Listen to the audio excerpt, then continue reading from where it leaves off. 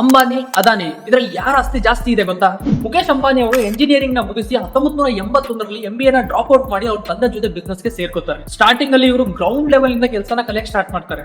2002ರಲ್ಲಿ ಇವ್ರ ತಂದೆ ಧೀರುಭಾಯಿ ಅಂಬಾನಿ ಸತ್ತಾದ ಮೇಲೆ ರಿಲಯನ್ಸ್ ಗ್ರೂಪ್ ಸ್ಪ್ಲಿಟ್ ಆಗುತ್ತೆ. 2005ರಲ್ಲಿ ಇವರ ನೆಟ್ವರ್ಕ್ ಕೇವಲ $7 ಬಿಲಿಯನ್ ಇರುತ್ತೆ. ಇವತ್ತು ಇವರ ನೆಟ್ವರ್ತ್ 100 ಬಿಲಿಯನ್ ಗಿಂತ ಜಾಸ್ತಿ ಇದೆ, ಅಂದ್ರೆ 8,50,000 ಕೋಟಿ. ಇನ್ನು ಗೌತಮ್ ಅದಾನಿ ಅವರ ಕತೆ ಸ್ವಲ್ಪ ಡಿಫ್ರೆಂಟ್. ಇವರು ಡಿಗ್ರಿ ಕೂಡ ಕಂಪ್ಲೀಟ್ ಮಾಡಿಲ್ಲ, ಬಿಕಾಮ್ ಡ್ರಾಪ್ ಔಟ್. ಇವರು 18 ವರ್ಷದಲ್ಲೇ ನಮ್ಮ ಊರನ್ನ ಬಿಟ್ಟು ಮುಂಬೈಗೆ ಬರ್ತಾರೆ ನಾನು ಬಿಸ್ನೆಸ್ ಮಾಡ್ಬೇಕಂತ.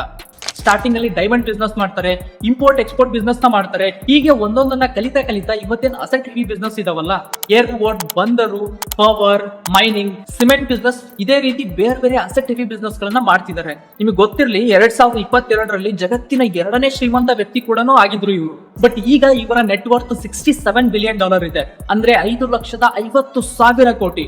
ಈಗ ಈ ರೇಸಲ್ಲಿ ಮುಖೇಶ್ ಅಂಬಾನಿ ಅವರು ಮುಂದೆ ಇದ್ದಾರೆ. ಇನ್ನು ನೆಕ್ಸ್ಟ್ 5 ವರ್ಷದಲ್ಲಿ ಮುಖೇಶ್ ಅಂಬಾನಿ ಅವರೇ ಫಸ್ಟ್ ಇರ್ತಾರ ಅಥವಾ ಅದಾನಿ ಅವರು ಇವ್ರನ್ನ ಓವರ್ಟೇಕ್ ಮಾಡ್ತಾರ ಅಂತ ಕಮೆಂಟ್ ಮಾಡಿ.